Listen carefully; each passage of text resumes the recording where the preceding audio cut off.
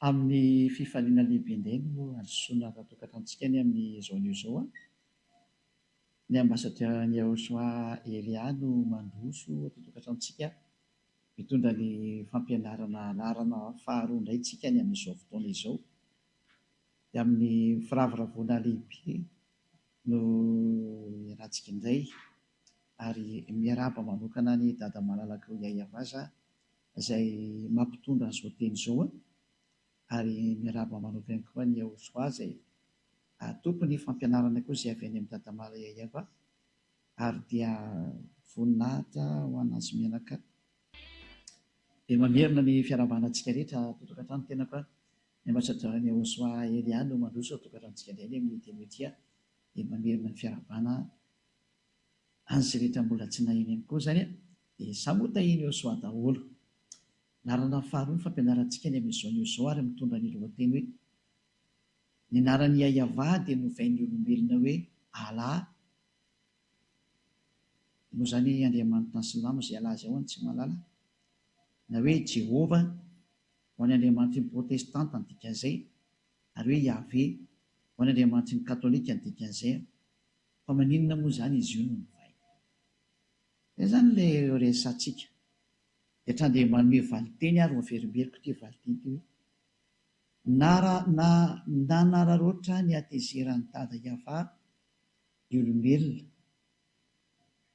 satria rehefa nanota ireo zanak'Israely ireo dia nanararoatra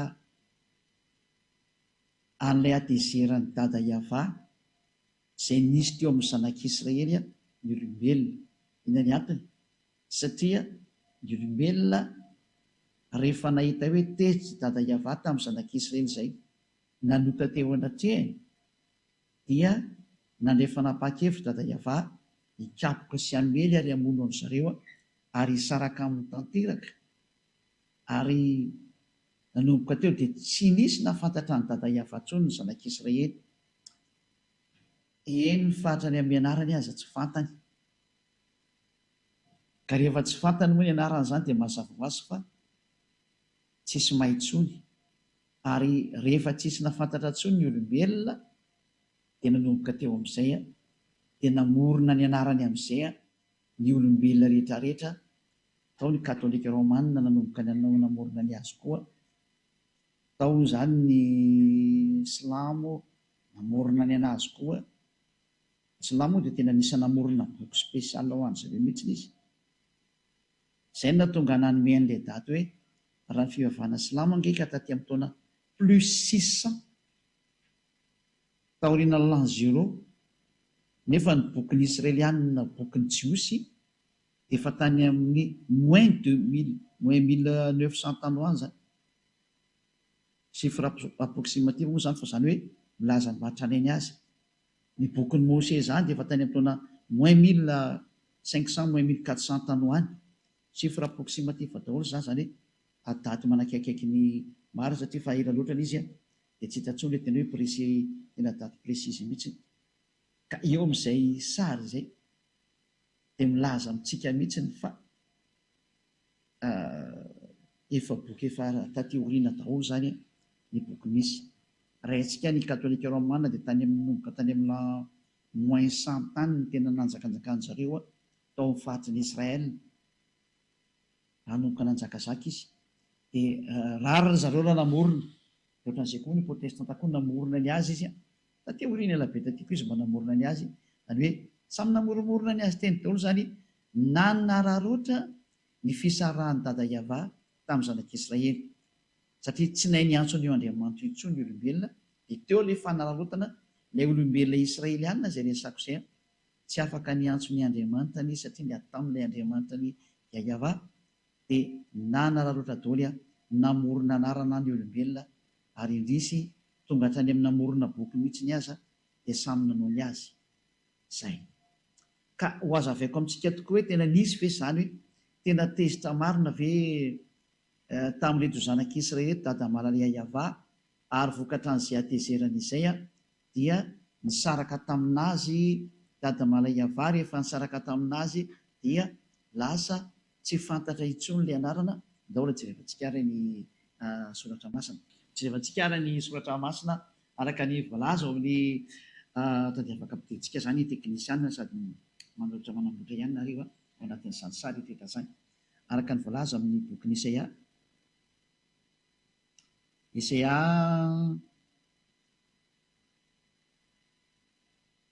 Isaia toko voalohany misy angeny tao jerevantsika voalohany Isaia toko voalohany mikasika ny amin'ny hoe ny atezerany dada Iava tamin'reto zanak'Israely reto zany. Raha mamety zany dia mba somaraikitra kely zahay ao mety tsara. Isaia toko voalohany dia vakitsika manomboka amin'ny andininy faharoa avy hatrany. Zao ny vakitsika zany. Hoe eto zany tsika dia ahitany atezerany dada Iava tamin'ny zanak'Israely ary nanompo andriamanin-kafa ry zareo ka izay mihitsy natezitra ny dada Iava ary nanao tsy mety izy. Zany hoe niantso andriamanin-kafa reto Israelianina reto ary nisarahany dada Iava dia lozika be zany rehefa niala tokoa dada Iava dia niverina tamin'ny andriamanin-kafa natsotsomo zareo izy ary hafa indray koa no niditra teo. Any hoe tena mampalahelo mihitsy ny sara mitranga amin'ity olombelona ity fa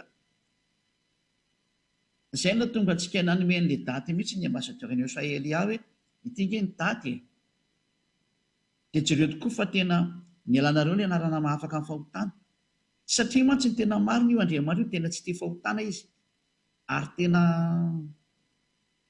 halany mihitsy n'izany fahotana zany, tena tsy mety aminy mihitsy izay teny izay. Nao vakitsiro ny Isaia toko 7:20 anomboantsika anazy ianao amin'izay resaka fahotana izay hoe tsy mety aminy mihitsy io fahotana io. Ka raha ianao zany mpanota, ny fivavahanao miteraka anao mpanota, ohatra mpanotanao rehefa tsy hahavany antsoinao dia efa mpanota ianao. Raha vao miteny hoe Andriamanitra Abrahama ny Andriamanitra anao ka tsy hahavany antsonao dia mpanota ianao satria io ny orizinal natsoiny Abrahama. Ka raha misy olona manova an'izany dia efa tsy Andriamanitra Abrahama miaraka aminazy. Lozika be nge zany. Na ianao koa hikomprendre an'izany hoe i Abrahama kosa ve tany amin'ny lamoiny 2000 tany ho any no nisy dia izy niantso hoe Iava tao anatin'ny bokin'ny Israelianina.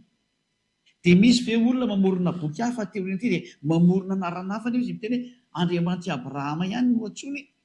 Ahoana moa ny ampitombona an'izany kosa ny aminao? Na ianao ngita dia mikomprendre hoe tsy marina ity sary ity. Ka noho ny amin'ilay tsy fahalalànareo no mahatonga ny Elia mampianatra ankehitriny hoe jereo amin'izay ny marina. Satria Elia ny raha namonjy dia tonga hamonjy. Ary tena hamonjy mihitsy ary manoro hevitrinareo mba ho voavonjinareo. Nao vaketsika ny Isaia toko 7:20 andininy voalohany sy ny faharoa iarahantsika mijery sy mamaky vonina dada Iava sy Josua. Endro ny tanany Iava tsy fohy fa mahavoanjy ary ny sofiny tsy lalidalaovana fa mahare.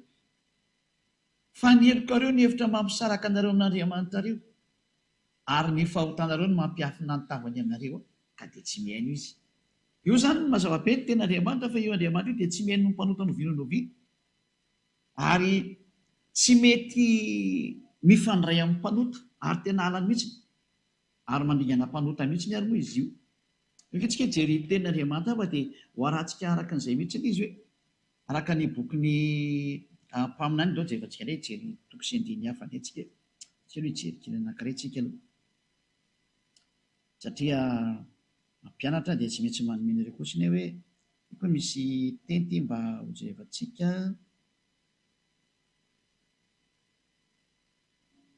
Ao amin'ny Jeremia toko 9:10 dia andininy 7 sy ny 9. Jeremia 9 ka hatramin'ny 18. Jeremia 16 dia 9 ka hatramin'ny 18. 16, voilà. Mihetsika hijery an'ity teny ity indray. Jeremia 16 9 ka hatramin'ny 18. Fa izao no lazainy Iava. Ity zany ilay hoe teny milaza mihitsiny hoe tena tsy manaiky zavatra tsy mety io Andriamanitra Abrahama io. Ohatra lehilahy iray manambady anankiroa na telo na efatra na dimy na folo na roapolo na telopolo efa fahotana zany amin'ny Andriamanitra Abrahama io satria ilay mpaminany faran'izay ny raha izay Israelianina satria hoe miaino ny tenin'ny mpaminany nareo dia ny mpaminany Israelianina farany dia ilay antsoina hoe Yahosoa. Mbola ampianariko antsika mihitsy moa anaran'ny Yahosoa io koa. Fa io ny mpaminany farany, tsy Jesosy zany ny anaran'izy io na Jésus. Non. C'est un faux nom zany. Anarana diso zany, anarana grika zany. Tsy mpaminany Israelianina zany Jesosy zany. Any amin'ny grika any zany Andriamanitra ny grika zany. Fa ny mpaminany Israelianina farany Yahosoa no anarany. Zay. Ary zay Yahosoa zay mihitsy no namoaka fanambarana mihitsy hoe aoka ny lehilahy anankiray hanambady vehivavy anankiray, ary aoka ny vehivavy anankiray hanambady lehilahy anankiray, fa zany ny didin'io Andriamanitra Yahova io. Zay. Raha namboarina ozy ny olombelona dia lasy vavy no namoronany azy, ary lehilahy iray manambady vehivavy iray, ka ahoana moa zany nareo lasa manambady be dia be? Zay nge tenen'ny mpaminany farany hoe. Ary tsika tsy maintsy mihaino ny tenin'ny mpaminany Israelianina. Tsy mahazo mihaino ny teny ankoatran'ny mpaminany Israelianina satria mpaminany Israelianina no henoina. Izay antsika rehefa avy eo fanao tsero hiditra amin'ity Jeremia 16 Jeremia 16 9-18. Fa izao no lazainy avà tompony maro, Andriamanitra ny Israely. Indro atsahatra amin'ity tany ity eo masonareo sy amin'ny andronareo ny feo mifaly sy ny feo miravoravo, dia ny feon'ny mpampakatra sy ny feon'ny ampakarina. Mandeha mankany amin'ny Israelianina zany le teny satria tezitra be dada Yahova.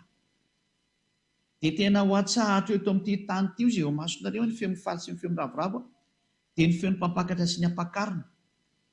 Ary raha ambaranao amin'ity firenena ity zany, dia izany teny rehetra zany ka hoy izy aminao hoe nahoana moa Yahova no milaza izany loza mafy rehetra izany hamelezana anay? Fa inona moa no heloka anay?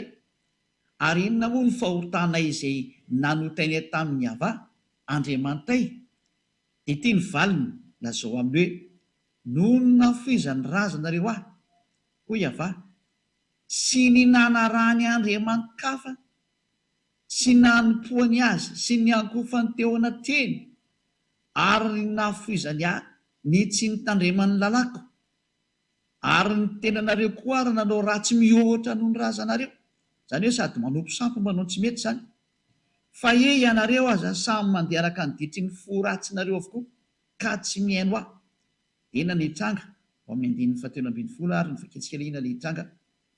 Ka dia horoahako hiala amin'ity tany ity ianareo, ho any amin'ny tany izay tsy fantatrareo na ny razanareo, any no hanomponareo andriamanikafa andro aman'alina, sady tsy hamindra fo aminareo mihitsy aho. Zay ny zavatra navahana. Vokatr'ilay izy nanompo andriamanikafa dia nivadika tamin'Andriamanitra, dia tezitra io Andriamanitra io. Noho izany, raha vao Yahova no anarany, dia io Yahova io tsy tia Andriamanitra fa fangaro aminy, ka hovanao ny anarany. Rehefa hitantsika zany fa Yahova no anarany, dia tsy azo atao intsony ny miantso hoe Allah, satria izay ny Andriamanitra Abrahama. Tsy azo atao intsony ny miantso hoe Jehovah, tsy azo atao intsony ny miantso hoe Yahvé. Ny katolika romanina sy ny protestanta moa efa nanala an'izay anarana izay, ary ndraiky izy fa diso ny anazy.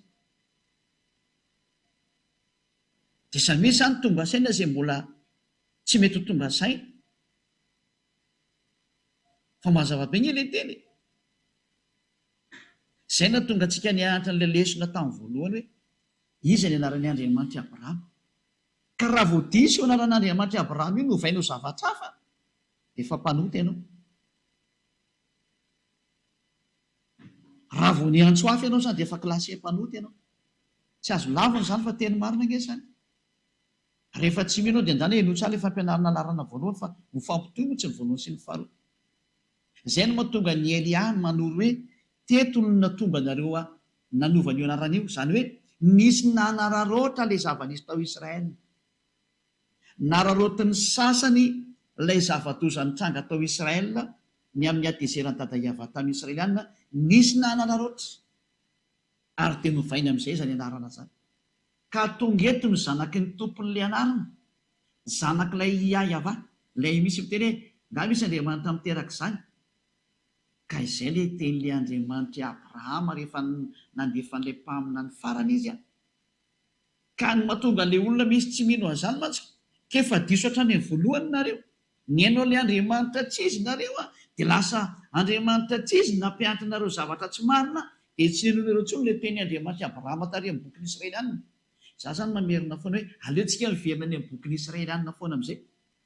Satria any Israelianina io Andriamanitra io fa tsy any hafa firenena. Andriamanitra Israely raha hoe i Abrahama dia Israelianina no tena mahay an'izay, dia zareo i Mose. Satria Andriamanitra Mose izy. Dia i Mose manana ny boky atao hoe Sefer Torah efa nampianariko antsika koa. Ao anatin'ny Sefer Torah ny bokin'ny Mose. Tsy azonao lavina mihitsy. Ary io Sefer Torah io tena ao anatin'ny teny jiosy io. Ny anarana hoe Sefer tena teny jiosy mihitsy izany. Olo resantsika izay rehefa miditra amin'ny hoe mpaminany Israelianina tsy maintsy orana dia voavoaka eto aminao koa hoe teny jiosy mihitsy ingeo ao anatin'ny lalàna jiosy ingeo izany teny hoe Sefer Torah zany. Anarana jiosy, anarana bokin'ny jiosy zany. Eo mihitsy izany teny zany. Fa tsy hoe izany mamoromorona azy eto. Fa tena anarana fiantsoana amin'ny bokin'ny jiosy ny hoe Sefer zany. Ary ny mpanoratra dia Sofer, na zareo Soferima zany. Avelantsika aminy izy fa tsy aloha dia mijery hoe ny fahotanao dia efa manomboka miantso Andriamanitra tsy izy ianao. Rehefa tsy hahavana tsonao dia efa Andriamanitra tsy izy iny dikan'izay. Izay ny fahamarinana. Ary mampanotanao sahady izay. Ary porofon'izany ianao manambady be dia be. Raha olona iray manambady roa amin'ny efatra na mijangajanga efa fahotana daholo zany. Ny fanompon'Andriamanitra tsy mitovy amin'ny hahavana ianarany dia efa fahotana zany. Satria voaporofo mihitsy tao amin'ny lalana voalohany fa tena ianaran'io Andriamanitra io dia hahavana ary tezitra izy raha vao novaina io anarana io.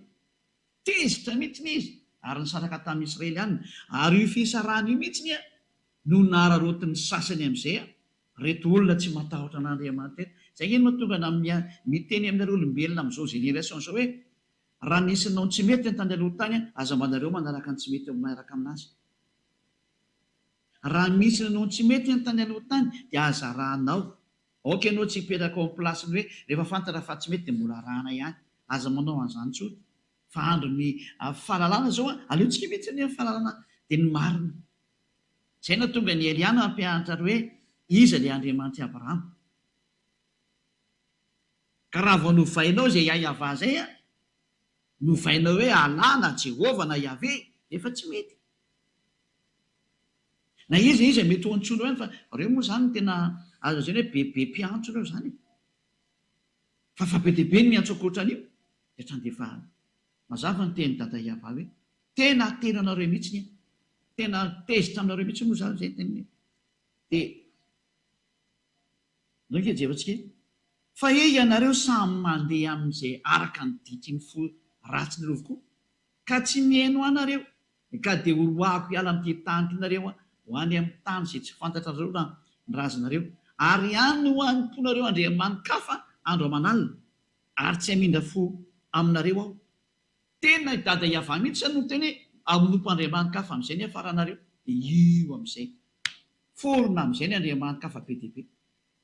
Tsioko namoron'andriamanikafa amin'izay ny olona hoe anompo andriamanikafa na ny Israeliana raha tratrana izy koa. Dia jerentsika ny Israeliana fa ny Israeliana nge zao mino an'izany Jehovah Jesosy zany inondro zareo ane zany. Nefa dia Andriamanitra ny Grika be zao dia inondro ny Israeliana. Samy manaonao foana daholo zao ny olombelona rehetrarehetra eto ambony tany amin'izao tsika miteny zao. Izay ny antony nandefasan'ny dada Maria Yahvé naniraka ny Elia hoe andana avy reny ny olona hitoditra satria ho avy ny loza. Aorianan'ny Elia dia loza mahatsiravina amin'ity taninareo ity. Ary efa mandeha izany loza zafatry hoe ho avy miara mandeha amin'izao Elia mitory aminao zao. Mandeha izany loza mamelanareo zany ary ho tratra amin'izay nareo. Dia aza mitady solution fa manatona ny Elia fa aty amin'ny Elia ny lakle. Marina izay aty amiko aty ny lakle rehefa te vonjeny ianao dia manatona ny Elia. Mazava be zany. Dia ndao ary avy toy antsika koa indro avy ny andro Yahvé izay tsy hanaovana intsony hoe raha velona koa Yahvé izay antony zanak'Israely niakatra avy tany Egypta fa izao kosa raha velona koa Yahvé onisy teo izay antony zanak'Israely niakatra avy tany amin'ny tany avaratra sy avy tany amin'ny tany rehetra izay nandroany azy tena nivadika ny tantara zany. Izay antony zanak'Israely niakatra avy tany amin'ny tany avaratra indray sy avy tany amin'ny tany rehetra fa ampidiko ho any amin'ny tany zay nomeko ny razany. Izany hoe horoahana ny zanak'Israely ny dikan'izay ary ho voaroaka ao amin'ny taniny izy ary lasany amin'ny avaratra any amin'ny rehetrarehetra manerana azy tontolo izao. Dia io tokoa ny zanak'Israely fa tena voaroaka tanteraka mihitsiny a. Tsy misy afaka mamaly an'izany izao tontolo izao fa tena voaroaka ny zanak'Israely. Inona moa izareo le naverina tamin'ny taona 1822. Tamin'ny taona 1822 izy zanak'Israely vao naverina tamin'ny taniny.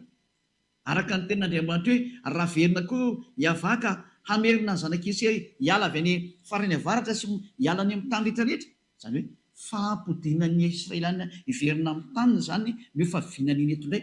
Izany hoe tena ny roahany dada hiavany zanak'Israely ary tena ho avy nefa ny fotoana miarinana anazy. Efa niverina zareo tamin'ny taona 1822. Saingy mbola misy jiosy be dia be any ipetan-dranomasina any fa tsy ao Israely. Reny ilay nisan'ny tadiavin'ny Elia mizotsika amin'ny teny izao hoe iverena ianareo fa nanao ny tsy mety any ianareo e. Izany mahatonga anareo voaroaka io. Dia mbola tsy tonga saina ihany ve ianareo? Ry Israely ihany, ry hafa fireneny mba tonga saina daholo.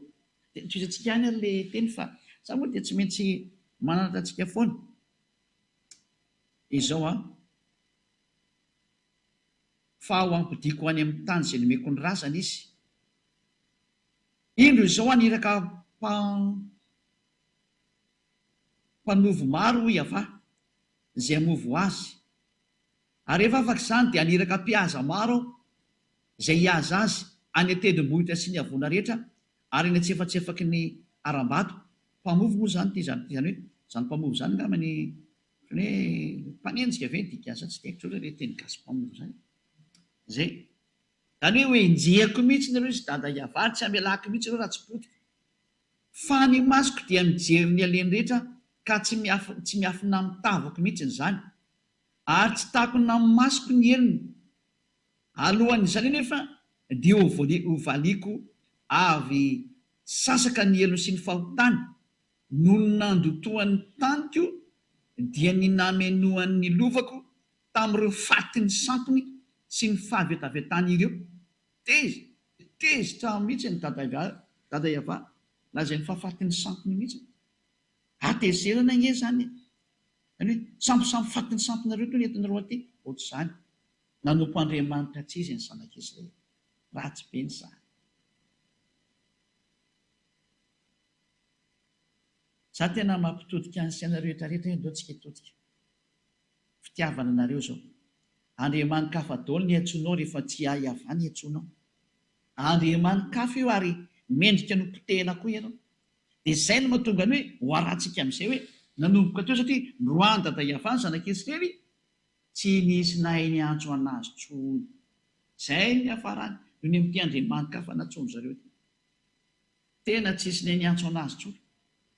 Ohatry jerefantsika amin'izay ny ten'Andriamanitra hoe tsy misy mahafantatra azy tsony ny olona. Dia ny zanak'Israely. Foana hatrany amin'ny famonjena ho an'ny zanak'Israely.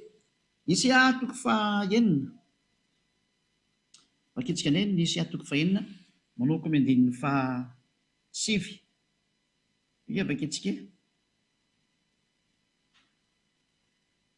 Hoy izy, mandehanaka nazao amin'ity firenena ity hoe mandrenesa mandrakariva ihany ianareo ka nefa aza mahalala. Mijereva mandrakariva ihany koa ianareo nefa aza mahafantatra. Ataovy adala ny fon'ity firenena ity ary ataovy lali-dalovana ny sofiny ary ataovy mikipy ny masony. Fa andao ahita ny masony dia andre ny sofiny dia alala ny fony dia hibebaka izy ka ho sitrana. Eto izany ny tenin'Andriamanitra dia efa nametraka mihitsy ataovy adala ny fon'ireo olona ireo. Rehefa avy ny menomenona izany dada hiava hoe ho aripako nareo fa tena nanompo sampo nareo. Niantso Andriamanitra tsy izy nareo, nanao ny adalana faratampo nareo, dia namoa izany raha tsy efa manao no foana daholo koa nareo. Rehefa tsy hahiavany na tsoanao dia efa manompo sampy ianao dikan'izay. Rofon'izany efa ny alamy katolika romanina sy ny protestanta ilay anarany hoe Iavezy Jehova. Fa misy mbola tsy nanala ny azy. Aty izy manana boky hafa mihitsy fa eo nefa tena mipetraka hoe raha tsoinao ny Andriamanitra Abrahama, mahina tsy hiavany ny antsoinao. Fa tena mipetraka aminareo izay miantso Andriamanitra ankoatra ny hiavay io. Satria ny rahantsika nijery mihitsy ny originalina ilay anarana tao amin'ny bokin'ny Jiosy Niraisika mihitsy hoe raha ny bokin'ny Jiosy dia tany amin'ny taona moins 2000 sy moins 1500 tany any ny bokin'ny Abrahama sy Mose. Fa raha ataontsika hoe raintsika tsao ny boky hafa, raha ny bokin'ny Silamo. Taty amin'ny taona plus 600 izy ary ny tokony ho arahantsika. Dia hoe tena mila mipetraka maso tsy miangatra sy tena be fitiavantsika hoe tena hoe raha tena nompon'ny Andriamanitra Abrahama maro ianao, izy ny tokony ho arahana. Ny teny tany aloha tany ve izay teny Abrahama mivantana sy teny Mose mivantana ty izy mianankareo no nahita anazy voalohany indrindra, sa le tenin'olona taty oriana taty izay taty amin'ny taona plus 600 no tsara tsy miangatra tsika, na ny teny tao amin'ny katolika romanina sy ny protestanta fa saingy zareo efa nanalany azy. Fantahina mipetraka mihitsy izay fa izay hoe tonga Elia hamonjy sy hanavitra. Mbola tsy ndiko mafy aminao mihitsy izany teny izany hoe hamonjy sy hanavitra zany Elia zany, solo tenan'ilay Andriamanitra Abrahama Yahva, ny raha namonjy ny olombelona, ampafantatsa ny olombelona hoe tena ny adalana nataonao e. Mbola anao adalana ihany ve ianao dia ho fay ohatran'ny Israely ihany? Fa tena ny faiziny io Yahva io tsy ny Israely ihany. Ianao ve mitady famaizana ohatran'nazo anazy? Fa ny tena petrako amina rehetra izay mandray azy manderana an'izao tontolo izao. Elia mametraka fantena aminareo olombelona eto ambonin'ny tany, dia eto amin'ity planeta terre nareo ity, ianareo olombelona, mbola sahanareo ve nimbazimba an'io Andriamanitra Abrahama? Fa fanazimbazimba anazy ny fanovana ny anarany.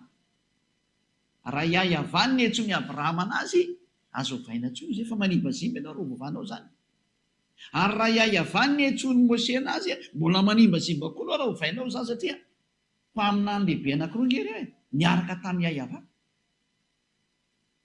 Ka ahoana moa anao ny anazimbazimba ny anarany io, hovainao zavatra hafa ny izy, dia amoronanao zavatra hafa mihitsy ny izy. Tsy matahotra ve ianao? Aza miantso any Andriamanitra Abrahama aloha rehefa zavatra hafa ny antsonao fa tsy mety tena tsy mety ary milaza aminao fa tena tsy mety fa ifandonana amin'izay ianao dia ianareo. Fa Andriamanitra Abrahama zany tsy azo sangina mihitsy zany. Andriamanitra zany ary tena izy zany. Ka mamerina ny sainareo olombelona mihitsy ny hitodika any amin'ny tena hoe mba jerevo amin'izay ny marina. Fa ny zanak'Israely izay niaraka taminy rehefa nandika ny teny sy naniotra anazy ary niantso Andriamanitra kafa hatrany dia tena nataony fay mihitsy. Hitantsika tsara fa tena voaroka anie zareo ary tena fay anie zareo lasa niparitaka manderan-tany anie zareo ary tena fay izy. Hitantsika tsara zao nanaovan'ny Hitler anazy tamin'ny taona ady lehibe nisy tany aloha tany ireo, tamin'ny ady lehibe faharoa nga mitsaikina voalohany faharoa tamin'ny Jios Hitler anazy io tamin'ny ady lehibe faharoa. Zava-doza mihitsy anie. Anjarantsika ny mieritreritra amin'izany sary rehetrarehetra zany hoe tsy mamela masana io Andriamanitra Abrahama io rehefa tena tezitra ary tena tezitra izy zao satria ahoana moa ny anarany kosa raha natsony hoe Yahva tany aloha tany. Ary zareo ary rehefa mira dia manao hoe Alleluia, dia zany ihany anarany Yahva ny dikan'izay. Ahoana moa lasa miova izy tokoa hoe lasa hoe Allah, lasa hoe Jehova, lasa hoe Yahvé. Ahoana moa natao an'izany kosa izy? Tena tsy mety kosa ilay zany. Ary profezany tsy misy afaka fahotana ny olona. Nefa ny eo Andriamanitra io tsy tia fahotana mihitsy io. Io ny vakitsika tao amin'ilay Esea 4:20 andiny voalohany sy ny faharoa hoe ny tanany avady dia tsy fio fa mavonjy ary ny sofiny tsy ladalovina fahamarita. Fa ny elikoreo ny hevitra mamisaraka an'Andriamanitra nareo ary ny fahotanareo no mampiafina ny tavany aminareo dia tsy miaino anareo izy. Izany hoe io Andriamanitra Abrahama io zany dia miantso anao mihitsy hoe tsy hainao mpanota zany izy. Raha vao novainao io anarana io dia efa mpanota ianao ary izay no nandringana any Israely any. Raha vao novainao io anarana io dia efa nanota ianao. Satria ny teny ny mpaminany Israely any hoe ny voninahitro tsy meko ny hafa mihitsy ka tsy eken'io Andriamanitra io mihitsy zany hoe anarana hovaovaina izany.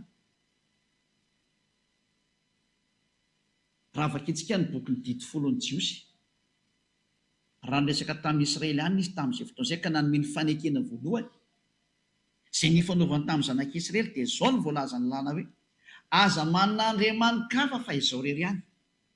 Zay ny voalaza ao anatin'ny didy folon'io Andriamanitra io mena zanak'Israely. Zany hoe tsy ekeny mihitsiny zany isy Andriamanitra hitobily anazy any na hovainao ny momba anazy. Rehefa iayavano anarany dia iayava hatramin'ny farany. Ataovaka itsika amin'ny bokin'ny Exodosy. Exodosy toko fa 20:1 sy ny 4 ary ny 7. Dia nilaza zao teny rehetra zao Andriamanitra ka nanao hoe ty le tenin'ny Mose ty a. Ary raha vao mino any Abrahama ianao dia mino any Mose satria Mose sy Abrahama mitovy. Andriamanitra ray naniraka anazy mianaka. Ary raha vao mino any Mose ianao dia mino any Abrahama dia mino an'ity tenin'ny Yahva ty, le Andriamanitra Abrahama sy Andriamanitra Mose. Fa izao ny tenen'ny tato. Dia nilaza an'izao teny zao izy ao amin'ny bokin'ny Sefer Torah ny Jiosy. Araka ny Exodosy toko 20 hoe Shemot chapitre 20. Shemot moa zany dikany Exodosy amin'ny teny Hébreu. Izao ny hava-Andriamanitrareo izay nitondra anao nivoaka avy tany amin'ny tany Egypta tamin'ny trano nandevozana. Eo aloha zany dia efa nametraka ny définition io Andriamanitra Abrahama io fa io Andriamanitra io dia nitondra ny zanak'Israely nivoaka avy any Egypta tao amin'ny trano nanandevozana anazy. Apetraka aminareo rehetra izay miantso ny Andriamanitra anareo any nareo hoe nareo ve ilay andevo tany Egypta sa ny Israely any? Manontany tena daholo amin'izay rehetrarehetra na malagasy io na anglisy io na frantsay io na afrikana io na arabo io na sinoa io na japonais na amerikana hoe ianareo ve ny voalaza tamin'ity teny ity sa hafa? Dia voalaza ny ten'Andriamanitra fa ilay Andriamanitra dia tao amin'ny Israelianina mihitsy no niasa araka ny tenin'Andriamanitra Abrahama tamin'ny Mose hoe izao no hiava-Andriamanitra ao izay nitondra anao nivoaka avy tany amin'ny tany Egypta tamin'ny trano nandevozana. Raha ity teny ity zany dia mazava fa izay andevo no miaraka aminy ka andevo tany Egypta. Ka ianareo ve mba andevo tany Egypta? Ianareo rehetrarehetrareo ve mba nisy andevo tany Egypta? Fa izaho manokana aloha dia milaza fa tsisy andevo tany afa-tsy Israelina rery ihany ny andevo tao Egypta. Araka ny voalaza ny tenin'ny Andriamanitra ny Abrahama ary nisoratany dadabe Mose. Fa i dadabe Mose izay tena mpaminan'Andriamanitra dia niteny fa io Andriamanitra io dia nitondra ny zanak'Israely niala avy any Egypta tao amin'ny trano nandevozana. Raha amin'ny andininy 7:20 mantsy ny Exodosy 19 andininy 1. Tamin'ny volana fahatelo taorian'ny ialany zanak'Israely tany amin'ny tany Egypta dia tamin'ny andro zany no natongavany tany amin'ny efitra Sinay. Ao amin'ny efitra Sinay zany zareo amin'io, zareo Israelianina zany. Dia tao amin'io efitra Sinay no nanomezany dada Yavan'ny didy folo an'zareo any Israelianina. Dia reto Israelianina reto zany satria ilay nivakiako tao amin'ny andininy ao amin'ny toko 7:20 teo. Reto Israelianina reto zany lay andevo tao Egypta dia ireo ilay nentina nivoaka. Dia ozy ny dada Yava hoe izaho no Yava-Andriamanitra ao ilay nitondra anao avy any amin'ny tany Egypta nivoaka avy ao amin'io trano nandevozana io. Mazava zany fa ny mahafantatra an'io Andriamanitra io dia ny Israelianina. Noho izany tsy maintsy ny bokin'ny Israelianina ny jerevantsika ny momba azy. Fa tsy azy hoe ary amin'ny boky tsy fantatra ary. Ka misy teny hoe izy io mba mahafantatra an'io Andriamanitra io fa nisy ny teny tamina, resaka tamina, nisy ny seho tamina. Aza miditra amin'izany fa ny teny marin'ny Abrahama kosa dia misy mazava hoe izao ilay Andriamanitra Abrahama ilay nitondra anao nivoaka avy tany amin'ny tany Egypta. Niantsoana zany Andriamanitra Abrahama zany Yahva niantsoana taminy ao amin'ny bokin'ny Jiosy. Dia izay no tonga amin'ny teny hoe io anaran'ny Yahva io dia misy an'izao teny izao ao amin'ny andininy 7. Aza manana andriamanitra fa izao Yahva ihany. Zarery zany no Andriamanitra ao Yahva no anarako dia aza asiana andriamanitra hafa intsony ankoatrana mazava-be izay. Eto zany Elia dia miteny amintsika mihitsy hoe aza miantso andriamanitra hafa intsony ianao fa ny anarako efa hainao Yahva no anarako. Ka aza miantso hafa intsony ianao. Nanina nefa nareo ny antso hafa? Dia misy mantaiza moa ilay antsonareo? Dia samy mandinika e. Aza efa nanome santionina ny teo. Misy hoe miantso hoe ala, tsy izay ny anaran'ny Andriamanitra araka ny voalaza ny soratra masina any Jiosy. Misy miantso hoe Jehovah, tsy izay ny anaran'ny Andriamanitra io araka ny voalaza ny soratra masina any Jiosy. bokin'ny Abrahama sy bokin'ny Mose sy afiatoran'ny Jiosy. Misy miantso hoe Jehovah tsy izay ny anarany io, misy miantso hoe Yahvé tsy izay ny anarany io. Fa ny anaran'ny etsony ny Abrahama azy sy ny etsony Mose anazy dia mazava be hoe Yahveh. Zay. Mahafantatra azy tsara mihitsy izany Abrahama zany. Mahafantatra azy tsara mihitsy. Andriamanitra Abrahama izy. Andriamanitra Mose izy. Fa i Mose moa tena nizingizina mihitsy ny amin'ny fahalalana azy. Tena fantany tsara mihitsy. Satria raha miteny hoe Andriamanitra Abrahama dia mahafantatra azy Abrahama. Andriamanitra Mose dia mahafantatra azy Mose. Iza ny anarany? Yahveh no anarany. Dia ahoana nefa nanao nanova? Fanontaniana apetraka aminao nanina ianao nanova? Iza no teny taminao ho vao io? Iza no teny taminao hoe hovainao io? Fanontaniana apetraka aminao rehetrarehetra mihitsy izay. Fa tsy moramora amin'ny Andriamanitra Abrahama izao zavatra nataonao izao. Satria efa teny izy hoe aza manan'Andriamanitra hafa fa izarery ihany. Ary namafisina izany tamin'ny bokin'ny mpaminany araka ny tenin'ny mpaminany ary boky nisy afaka itsika miaraka indray boky nisy ahy. Dia manasanao foana miantso anao anaraka an'ilay teny Isaia 48:11.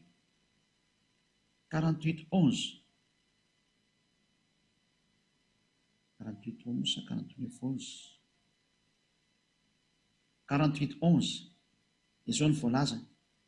No ny tenako, eny no ny tenako ihany naovako an'izany, indrisy lotoina ny anarako fa ny voninahitro kosa tsy omeko ny hafa. Tena lotoina mihitsy ny anaran'ny dada Yahveh. Lasa novainareo. Raha Yahveh no tokony hiantsona azy, mandinihy teny ianareo nanina ny novainareo anarana io. Fa efa navy aiza? Iza nanomenareo an'io? Valy teny menanao ny adverseran'io Andriamanitra Abrahama io nanomenareo an'io. Ilay natonga ny dada Yahveh tezitra foana hatramin'izay.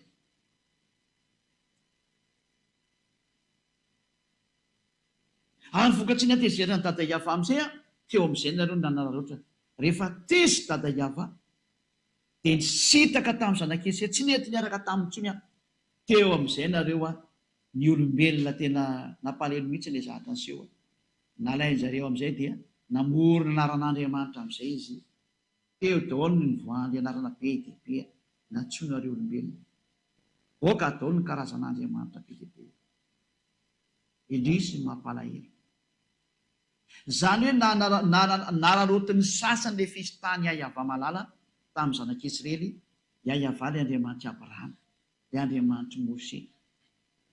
Rehefa niala tamin'ny zanak'Israely izy fa tezitra dia nararotina amin'izay ilay fialana.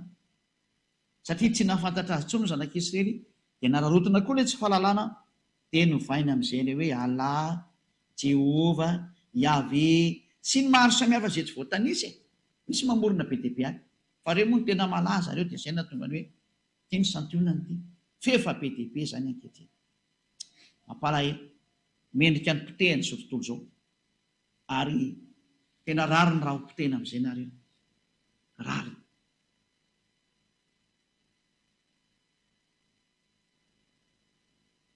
Izany hoe efa iza moa izany mianatra amin'ny teniteny takan'ity. Ity natao hoe zandry ny Yahoshua, ilay iraka ny Yahveh, ilay misolo tena n'ilay Andriamanitra Abrahama, Yahveh no anarany. Ilay nambaninareo sy nataonareo tsinitsininy, ity izy ity. Tsy matinareo izany anarana izany. Olombelona ihany nareo ka mipetratra.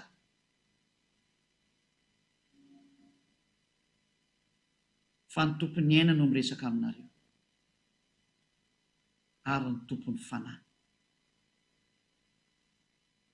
Tsy moramora izao nataonareo izao. Naninona nataonareo an'izao ny Andriamanitra maro? Manao revitra ely aho hoe rehefa tsy teo rigana, raha tsy teo aripaka, verena amin'ny Yahveh nareo. Fa tsy misy manam-pahefana amin'ny teny tany fa tsy Yahveh rery ihany.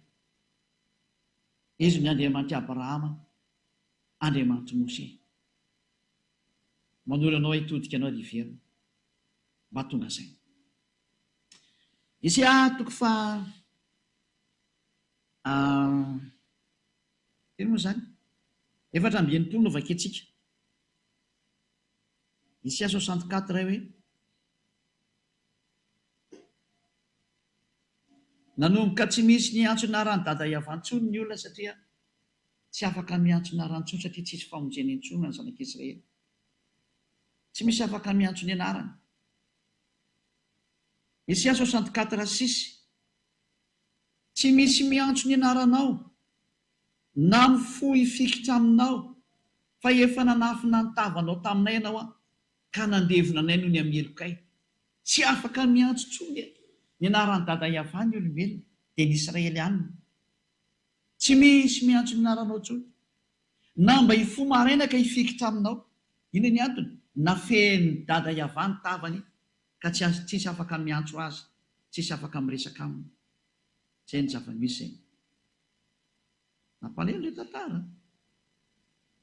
Tena nampalelo mihitsy. Ohatsika jery tenin'Andriamanitra fa vokatry ny atezeran'ny dada Iavaza dia mbola nitoy ihany ny teny hoe tsy nahafantatra azy tsony hatrany amin'ny zanak'Israely. Zany hoe vakitsika ny tenin'Andriamanitra ao amin'ny bokin'ny Jeremia 4:22.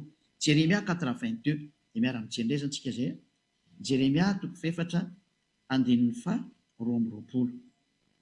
Inge vakitsika ny teny.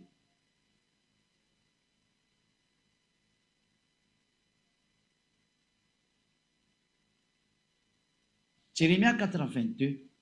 Fa adala ny oloko, izao tsy mba fantany, tsy fantany tsony dada Iavany. Zaza tsy misy saina izy, tena tsy misy saina intsony.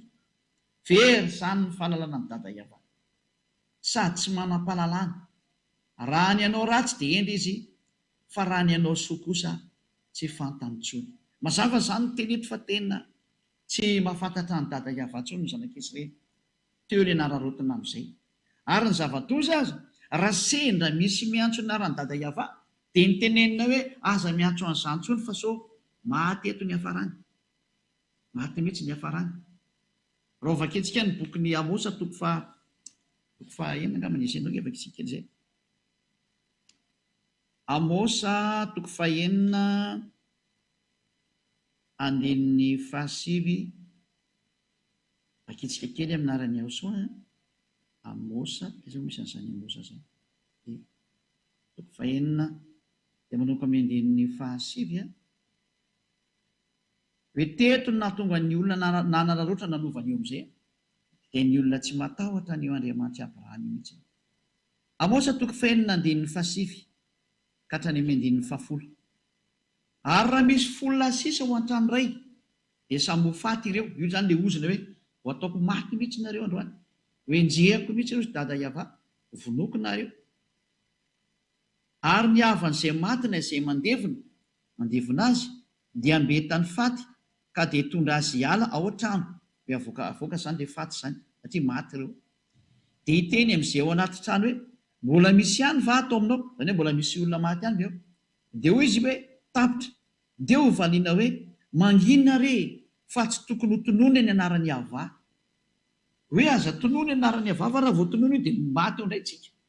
Zany hoe tena tsy misy fahefana hiantso ny anarana tsony fa tena lasa danger de mort no miantso anazy.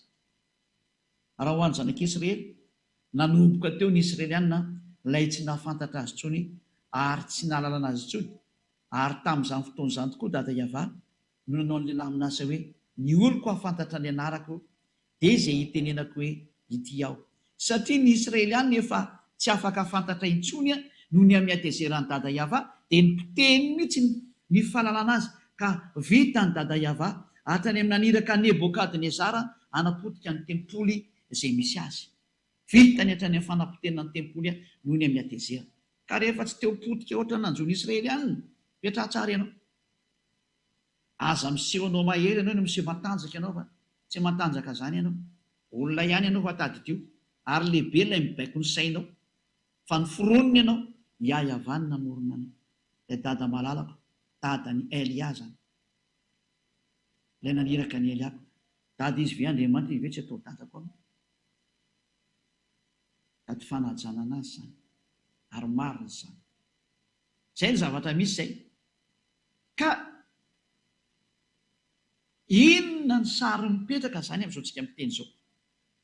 Fa raha ny sary mipetraka dia hoe rehefa tsy afaka niantso ny Andriamanitra intsony ny zanak'Israely ary tena tafasaraka tamin'ny dada Iava araka ny teny hoe indro ny tanany avatsy fifa mavonjy ary ny sofiny tsy ladalovana fa mahary fa ny eloko areo no hevitra mampisaraka anareo ny Andriamanitrareo ary ny fahotanareo no mampiafina ny tavany aminareo ka tsy miaino izy. Izay teny izay dia porofo mitohaka amin'ny tendantsika fa tsy mety miaino ny mpanota io Andriamanitra io. Izany hoe raha vao novainao io anarana io dia efa mpanota ianao ary tsisy Andriamanitra miainanao izany io. Tsy miainanao izany io Andriamanitra Abrahama io, reraka ao fotsiny hoe niantso-mantso itabataba azy anao zo fihetsiketsehana maketsimaka io, fa tsy miainanao izany io Andriamanitra Abrahama io zany. Lany andro io fotsiny ianao. Fa raha Andriamanitra tsy izy dia miaino anao. Fa nazavaiko hoe ary io nge natezitra ny dada Iava. Io no natezitra anazy. Ny fiantsoan'Andriamanitra tsy izy natonga ny atezerany. Dia izao nefa samy miantso Andriamanitra tsy izy daholo nareo, nefa manome Andriamanitra Abrahama. Aza manontona ilay Andriamanitra Abrahama na Andriamanitra Mose rehefa tsy teny hoe Iava ilay anarana, fa tsy izy daholo ny ankoatran'izay. Tsy izy. Kategorika mihitsy ny Eliam teny fa tsy izy. Ary rehefa tsy izy dia tsy izy. Ianao no mila mieritreritra sy mandinika amin'izay manaraka amin'ny marina fa tsy ianao no mbola iziriziry amin'ny zavatra tsy mety ataonao. Samy tonga sainy. Fanavotana fanahy ty fa tompony fanahy nge io Iava io e. Ary izy nilaza fa ny fanahy izay manotra dia ho faty. Rehefa teo faty izany ny fanahinao mipetraha ihany amin'io anarana tsy izy io ianao. Ezekiel 7:20-24 hoe ny fanahy izay manota, izany ny fanahy izay mbola miantso Andriamanitra tsy izy dia ho faty. Ary rehefa natoroka anao ny antony tonga ny anarana nipotra, rehefa nanomboka tezitra io dada Iava io dia niovana izy indao no jevantsika koa ilay hoe ny fanahy izay manota no ho faty dia ny anankiray ilay hoe ny rano mihitsy Nebokadnezara nandoro ny tempoliny. Mampatsifika anazy teknisiana na somary adiniky kely zany izay sarge. Dao tsy aloha jery an'ilay Ezekiel 18:4 zany no vakitsika voalohany.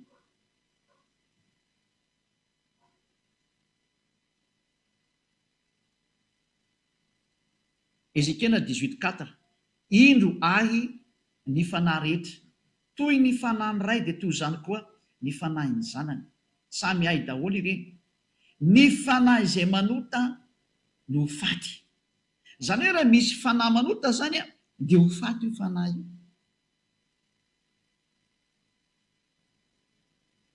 Ka fahotana ny natezitra n'Andriamanitra tamin'ny zanak'Israely, ny fahotan'ireo zanak'Israely nanompo Andriamanitra tsy izy, niantso Andriamanitra hafa.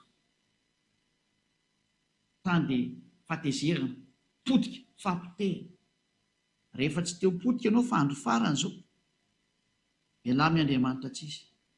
Iverenina amin'ilay Andriamanitra Abrahama antsoina amin'ny anarana hoe Iava. Iverenina amin'ny Andriamanitra ny Mose ilay antsoina amin'ny anarana hoe Iava. Fa raha ihany ny Andriamanitra izy mianakary. Tena fitiavana izany teneniko izany. Fitiavana ny te-hamonjy anao satria manino? Efa mandeha any ny loza amelanareo olombelona. Efa misy eo ambony lohanareo, efa misy eo ambanin'ny taninareo, efa misy eo akaikin'ny tongotronareo. Efa mandeha ny daholo ny loza. Teny amin'ny rivotra efa misy. Feno loza amin'ity taninareo ity amin'izao tenenako izao. Ny fikapoana eny aminao iny sisa ny andrasanao. Rehefa tsy hitodika ianao dia amely ireo. Dia mbola misy ny fotoana maizany fiainana. Fa fitiavana izany ataon'ny Elia zany. Tena fitiavana izany. Mbola misintona anao foana hoe mba miverena fa ampy izay. Nanome porofo za. Nomeko mihitsy hoe ity daholo ny faotin'ilay izy. Tatony na voanareo. Mbola jerevantsika daholo izany rehetrarehetra izany hoe menoa ny tenin'ny mpaminany Israely ihany. Daholo hoe jerevantsika hoe tena nipotehiny dada Iava amin'izay hatrany amin'ilay tempoliny. Rovakitsika ny bokin'ny Jeremia feno izy 52 amin'izy. Jeremia 52:11 angambany izy hoe potehiny dada Iava mihitsy ny tempoly tao Jerosalema. Hoe Jeremia 52 angambany izy indray izao. Teo amin'ny andininy hoe vakitsika manomboka amin'ny andininy fahafiry. 52:7 ka hatrany amin'ny Jefia Frans 7, 8, 9, 10, 11 angambany izay. 10.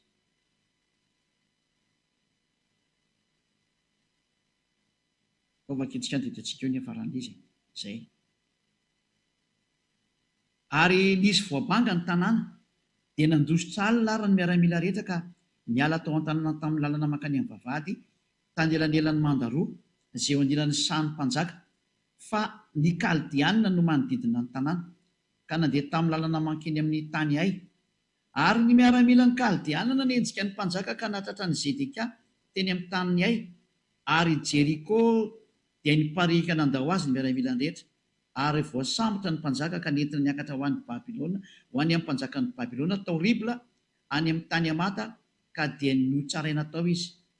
Ary ny mpanjakan'ny Babilôna namono ny zanakalany Zedekia teo Masondrainy, ary ny mpanapaka anjodrina koa dia nivonoany tao Ribla. Ary nompitsiry ny mason'ny Zedekia dia nafatotry ny mpanjaka tamin'ny gadra varana izy sy ny maro samihafa. Io zany hoe nivonoany zareo. Esa moa le hoe amin'ny 710 roa-mbin'ny no toizatsika. Ary tamin'ny andro 10 tamin'ny volana 15 tamin'ny taona 710 nanjakan'ny Nebokadnezara mpanjakan'ny Babilôna, dia tonga tany Jerosalema Nebosaradana lehibe ny mpiambina mpanompon'ny mpanjakan'ny Babilôna 710 ka nandoro ny tranony Ava sy ny tranony mpanjaka mba amin'ny trano rehetra tany Jerosalema, dia ny trano lehibe rehetra dia nodorana tamin'ny hafa avokoa. Zay satria dada Iava mihitsy naneraka anazy hoe ndana dory. Rehefa tehitra zany hoe dada Iava io dia tonga amin'izany sary zany, ary miomana ny dikan'izay. Io ny proof fa nitapahany mihitsy ny fifandraisana tamin'ny zanak'Israely, naseny doriny Nebokadnezara mpanjaka mihitsy izy. Zay le nikatra amin'ny Jeremia 5:20. Noinge vitsarivatsika izy teny zay. Jeremia 5:20 hoendry Nebokadnezara mpanompo. Manoko amin'ny andininy 9. Koa izao no lazainy Iava tompony maro noho ny tsy hinonareo ny teniko ry Israelianina, satria Israeliana io resany io, dia indro ampanalaiko ny firenena rehetra any avaratra sy Nebokadnezara mpanjakan'ny Babilôna mpanompoko. Lazainy fa mpanompony mihitsy nefa zatra sady olona mpanompo sampy io no tena biby be mihitsy. Hoy Iava, ary hoentiko amely an'ity tany ity izy sy ny mponina eto mba amin'ireto firenena manodidina rehetrareto, ka aringako tokoa ireo ka ataoko figagana sy zavatra mampisitrisitra sady rava mandrakizay. Ary dia atsahatra eo ny feo mifaly sy ny feo miravoravo sy ny maro samihafa zany. Eo zany hoe nasainy dada Iava nobataina avy any mihitsy Nebokadnezara hoe asio io, dia poteo ireo Israelianina reo, dia poteny Israelianina tokoa, ary ireo potehonareo Babilônianina io Israelianina io.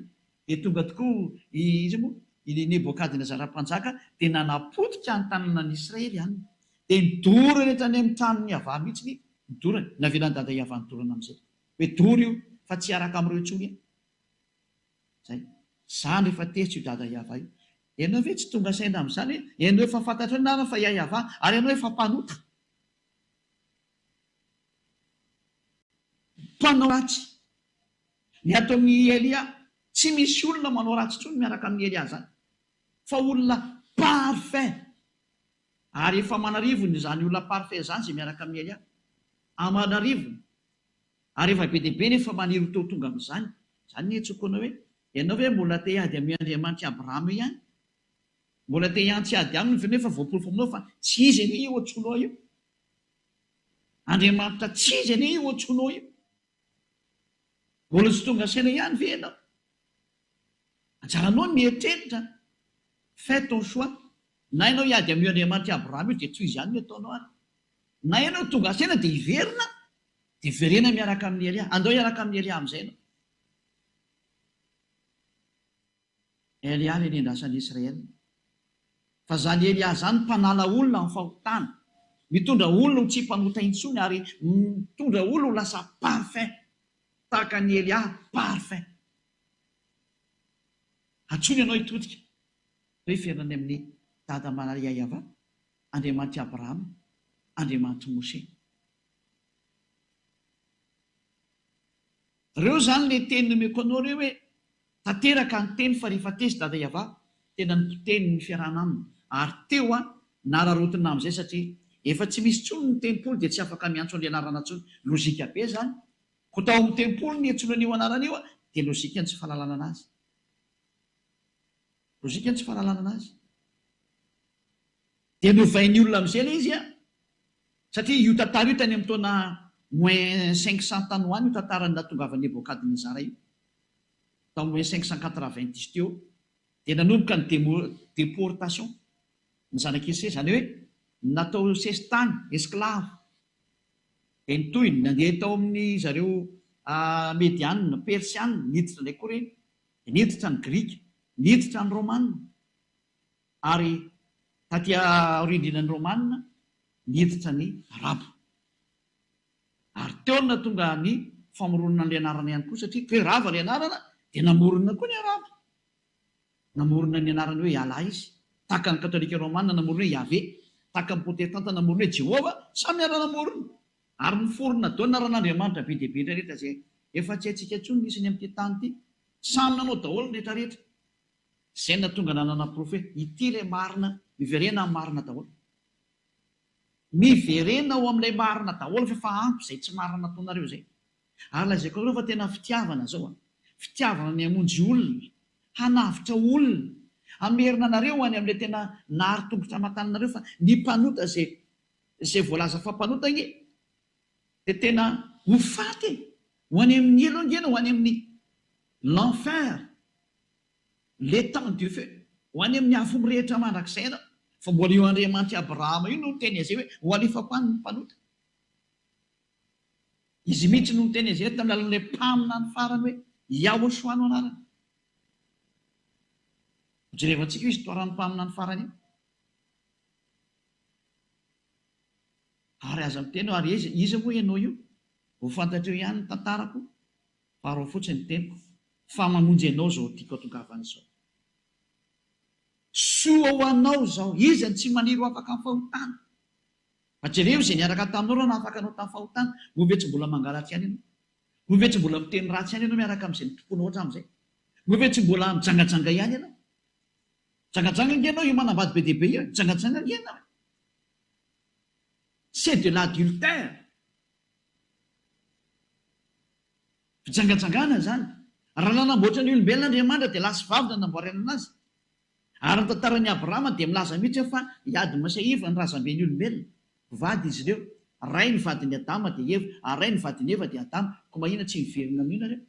Raha tena Andriamanitra Abrahama no Andriamanitra nareo, lasa vavy namorony anazy dia lehilahy ray manambady vehivavy ray. Ary izay no original zay. Fa niditra ny fonareo no mahatonga anareo manambady be dia be io. Olona maditra zany. Mpijangajanga zany. Mpangalatra mpijangajanga, ny mpanao ratsy mpijangajanga. Rehefa novaina ilay anarana dia efa mpanota zany. Ary ny mpanota ho vonon'Andriamanitra i Abrahama. Io Andriamanitra Abrahama io mihitsy ny hamono anao. Tena miteny anareo mihitsy nefa fitiavana ho azo. Tsy misangy io Andriamanitra Abrahama io. Izy no Andriamanitra. Verina amin'ny daholo izay rehetra miantso anazy. Iayavano anarany. Ary tsy manota intsony izay miantso an'io Andriamanitra io tahaka ny Elia. Tsy izay rehetra efa niaraka tamin'ny Elia. Satria izay miaraka amin'ny Elia, izay no anarany hoe Elia. Iayavano ny mpaniraka azy. Dikany El dia Andriamanitra, solo tena ny Andriamanitra Yah mandehandeha ny atao hoe Elia. Raha zany hoe za manavitra ny rehetra rehetra io. Izao tontolo izao nge zao avotako izao engane mba isan'ilay kilasiny teo vovonjy ianao. Engane konista ao anatin'ilay kilasiny teo afika ianao. Fa ity ny famonjena anao zao tempo izao. Mba izy ianao mitodika. Dao anaraka ny Elia. Anaraka ny dada Yahava. Satria Elia nitondra anao any. Ho afika ianao rehefa manaiky an'izao famonjena izao. Jereo ny rehefa miaraka amin'ny Elia. Fa manarivo ny anjaranao mba miditra koa. Mavonjeo koa ny fananao.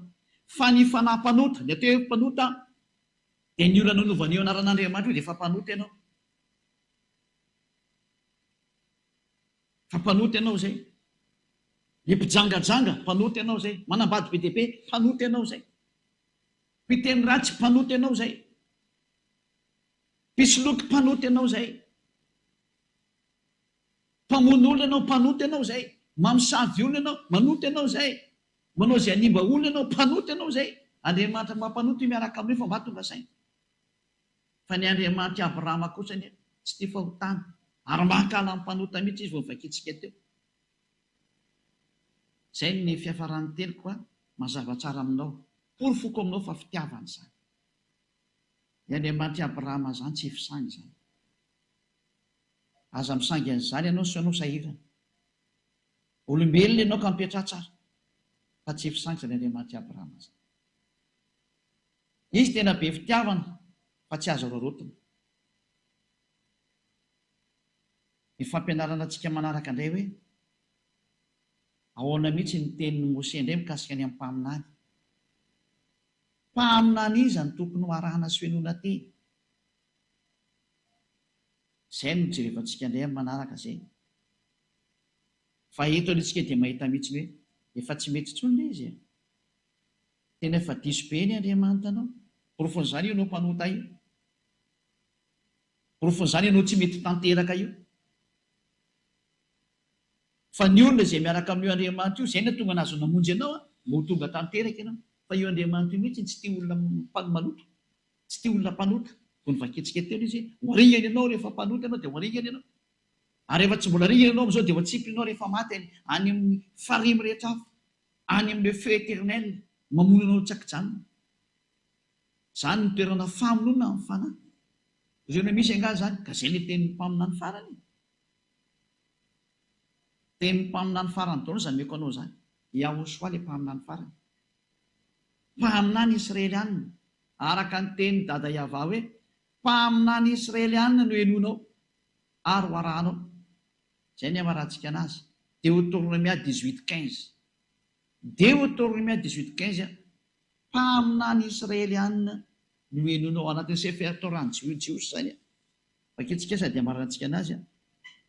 Izay no jerevantsika indray manaraka hoe raha ny lalàna zany dia tsy maintsy ato amin'ny Israeliana eto ihany ny azo arahana ny teny. Zareo Israeliana ihany tsy maintsy henona teny, fa ny ankoatra izay dia tsy mahazo. Deutéronomia 18:15, eo avarantsika ara ny teny, voninahitra dada Yahva sy Joshua. Mpaminany avy eo aminao dia avy amin'ny rahalanao tahaka ahy. Izany hoe mitovy aminao izy Mose, ka izaho taranaka Israelianina. Israelianina ohatra anaty dikan'izay. Hitarika an'izareo izy ireo any anefitra amin'io fotoana io. Izao no hatsanga ny avy Andriamanitra ho anao, ary izy no henonareo. Izay io mpaminany Israeliana ihany zany no azo henona zany. Fa raha vao tsy Israeliana dia tsy azo henona. Refeso indray ny mpaminany miresaka aminareo. Iza ny mpaminany miresaka aminareo? Dia samy mandrefy ny azy tsika. Ianazy zao dia tena mpaminany Israelianina mihitsy ny ihany no arahako hatramin'ny farany. Araka ny tenin'io Andriamanitra Abrahama io. Izay no hoe tenin'ny Andriamanitra Abrahama Yahva, ary Andriamanitra Mose Yahva. Mpaminany Israelianina. Izay no jerevantsika sy ny tohin'izay, satria famonjena mandrapa tonga antsika any amin'ilay mpaminany farany, izay atao hoe Yahoshua no anarany. Fa izany ny tena mpamonjy zany, mpanavitra zany, iraka farany meny dada Yahva ho amin'ny fanavotana ny olona. Dia miraso antsika etra izay nandresina anaraka, ho tahiny Yahoshua ny antsika etra rehetra, ho tahiny dada Yahva. Satria tao amin'izany Yahoshua zany nahazoana ny famonjena. Izay dia ho hazavaintsika mihitsy izay. Ho ampahafantarina antsika tena nisy mihitsy ny lamin'asa-pamonjena. Ary ho jerevantsika hoe nakaiza ty tenin'ny dada Yahva ty, raha monjy ny olona izy, aiza ny teny misy anazy. Efa mazava fa tao Israel. Satria Andriamanitra Abrahama izy dia lasa Andriamanitra Mose. Io zany ary amin'ny taranak'i Abrahama nakany amin'ny Mose no misy anazy, satria ireo no nafantatra ny anarana. Ary ny Andriamanitra Mose, rehefa mino amin'ny Mose nareo dia tsy maintsy mino ny Andriamanitra Mose. Ka ny Andriamanitra Mose dia ao anaty Sefer Torah, ary ny Sefer Torah dia miteny hoe Yahva zany Andriamanitra zany. Fantiny napetraka hoe inona zany no tokony atao rehefa resy lahatra, dia arao foana ny fampianarana. Fa atoranao dony atonao fa zao ny teniko aminao manarany Elia. Hatrany dia andao hiaraka amiko. hoe za hamonjy ny fanahiko hoe za tsy hamonjy tsy hanarin'ny fanahiko fa hamonjy andaozy hamonjy ny fanahiny miaraka amin'ny adaoly am'izay manerana an'izao tontolo zao onjeo ny fanahnao fa ny fanahy izay manova anarana dia ho faty ozy dada iava araka ny teny ny mpaminany Ezekely mpaminany Israelianina zany ary ny mpanota rehetra tsy mihaino anareo zany ozy dada iava ary izy tsy azonareo terena fa tsy mihaino izy tsy misy an'izany hoe mivavaka dia mifona dia mivavaka dia mifona dia manao ny ataony dia mifona dia manao ny ataony tsisy Andriamanitra ny teny an'izany fa ny mpanota dia ho anefako any amin'ny farihy amin'ny atrafo ny teneny fandringanana fatezerana mirehitra zany ny miandry ny mpanota ohatra anareo io dia nareo mpanota rehetrarehetra amin'ity planeta terra ity mpanota daholo nareo ny mbela rehetrarehetra tsy misy afaka na ny ray azana onjeo ny fanahinareo nao anaraka ny Elia efa afaka itsika dada malala iavao nambarako ny teninao ary tamin'ny fitiavana sy ny hery be avy any aminao ny nanam-porofona izay mbola ianao ihany koa ny manam-porofo satria teninao avokoa zao fa tena fitiavana ny teninao nampisinao miariary amin'izay fa tenenao ilay Andriamanitra Abrahama nasianao miariary hatrany amin'ny anaranao ary nasianao miariary natao hitapoko hitam-pirenena fa tsy mahay manota izay miaraka aminao zao Elia ny rahanao zao mihitsy ny vavolombelona sy izay rehetra efa nataonao hita maso manaraka dada iava malalo sambatra izay tafaraka aminao fa tena voasoratra any amin'ny lanitry lanitra ny anarany tena avitra izy ary ho tonga soa ny amin'ny lanitry lanitra vonjeo izay mandre an'izao teny zao avoto dada iavao fa lo hivavaka izay trano tady ianao vonjeo ny tsirairay avy fa tena fitiavana ianao tonga ny andro tsy maintsy ampahafantarana ny olona marina mba hiverenanao any aminao satria mandeha ny fandringanana efa mandeha ny mpandringana dada iavao vonjeo izay mbola azo vonjena avoto izay mbola azo avotana atao maimiaino izay mbola afaka mandre voninahitry no mandrakizay sorabetsaka dada mala iavao minarany aosoa amen dia mirary esotsika samy tenao soa ho amin'ny fito izany fampianarana manaraka ary ny hatsarany dada mala iavangy ho aminareo tsiray avy ho amin'ny manaraka indray vedonatao